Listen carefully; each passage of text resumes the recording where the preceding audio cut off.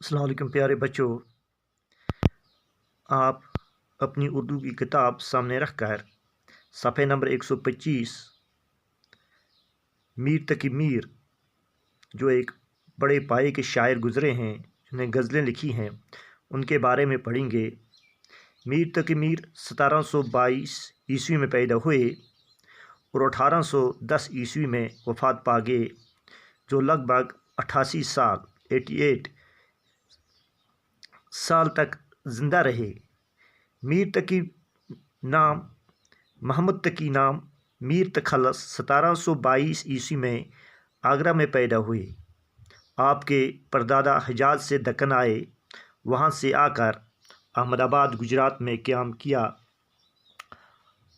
آخر اکبر آباد آگرہ میں مستقل سکونت اختیار کی۔ آپ کے والد کا نام محمد علی تھا، جو علی متقی کے لقب سے مشہور تھے۔ آپ ایک صوفی منشا بزرگ تھے، منشا طبیعتاً بزرگ تھے، نیک تھے۔ میر نے ابتدائی تعلیم اپنے والد سید امان اللہ سے حاصل کی، لیکن ابھی کم عمری میں تھے کہ والد کا انتقال ہو گیا، کہ والد اس دنیا سے چل گزرے، اور اسی کم عمری میں روزی کی فکر دامنگیری ہوئی۔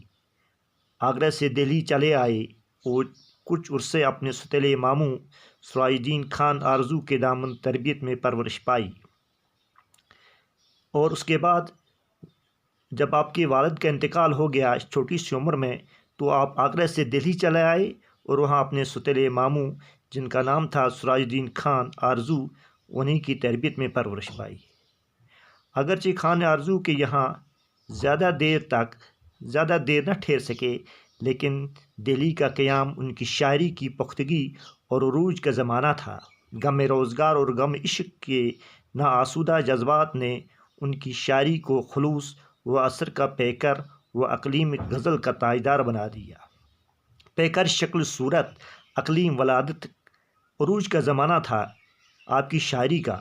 آپ کو غم روزگار اور غم عشق کے جو ناآسودہ حالات تھے، آپ کی شاعری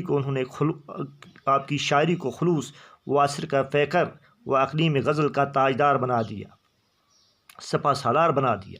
یہ وہ زمانہ تھا جب سلطنت مغلیہ کا چراغ ٹمٹما رہا تھا۔ آئے دن کی خانہ جنگی اور طوائف الملوکی لڑائی جھگڑے اور طوائف الملوکی ہلچل، بد نظمی، لا قانونیت کا زمانہ تھا، کی وجہ سے دہلی کے حالات ابتر ہو گئے۔ بہت سے شعراء اور اہل قلم دہلی چھوڑ کر لکھنؤ چلائے گئے۔ بہت سے شعراء حضرات جو شاعر غزل لکھنے والے تھے، انہوں نے جب دیکھے دہلی میں حالات خراب ہو گئے تو وہاں سے دہلی سے لکھنؤ چلے گئے۔ چنانچہ میر تقی میر بھی نواب آصف الدولہ کی دعوت پر 1782 عیسوی میں لکھنؤ چلے آئے۔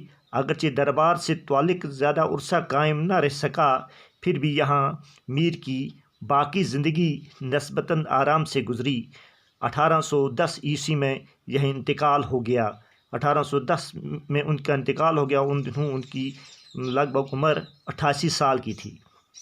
میر کو اردو کا بہترین غزلگو تسلیم کیا جاتا ہے۔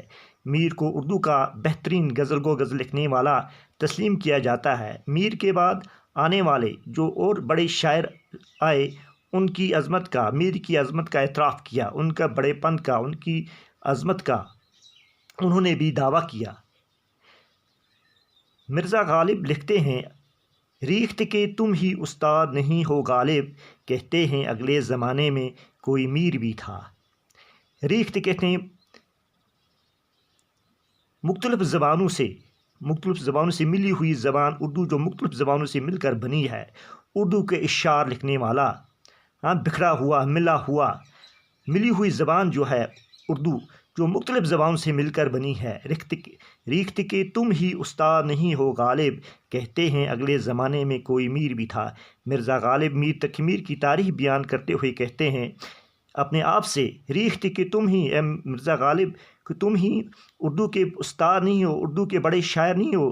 کہتے ہیں کہ اگلے زمانے میں، کہ گزرے ہوئے زمانے میں کوئی میر بھی تھا، میر کی کلیات 6 دوائن پر مشتمل ہے۔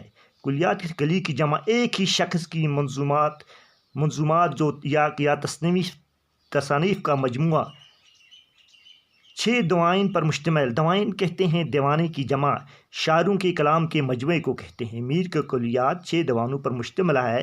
غزلوں کے علاوہ میر تقی میر نے کئی مثنویاں اور مرثیے بھی لکھے۔ مثنویاں کہتے ہیں نظم کی ایک قسم جس میں کوئی مسلسل بات کی جاتی ہے، اس میں ہر شعر کا قافیہ جدا لیکن ہر شعر کے دونوں مصرے ہم قافیہ ہوتے ہیں اور اشعار کی تعداد مقرر نہیں ہوتی ہے، اسے مثنویاں کہتے ہیں۔ اور مرثیہ بھی لکھیں۔ مرثیہ کہتے ہیں وہ نظم جس میں مرے ہوئے کے صفت اوصاف بیان کیے جاتے ہیں، وہ نظم جس میں شہدائے کربلا کے مصائب اور شہدائے کا ذکر کیا جائے، اسے کہتے ہیں مرثیہ۔ تو غزلوں کے علاوہ کئی مثنویاں اور مرثیے بھی لکھے ہیں۔ اردو شعراء کا سب سے پہلا تذکرہ نکایت الشعراء اور خود نوشت ذکر میر بھی ان کی یادگار ہے۔ تو یہ آج کا سبق ہے میر تقی میر۔ تو میں آپ کو اس کا نوٹ بھی لکھ کر دوں گا، تو آپ اپنی کاپی پہ اس کو پھر لکھو گے تو انشاءاللہ آگے ہم پڑھیں گے کل کا سبق۔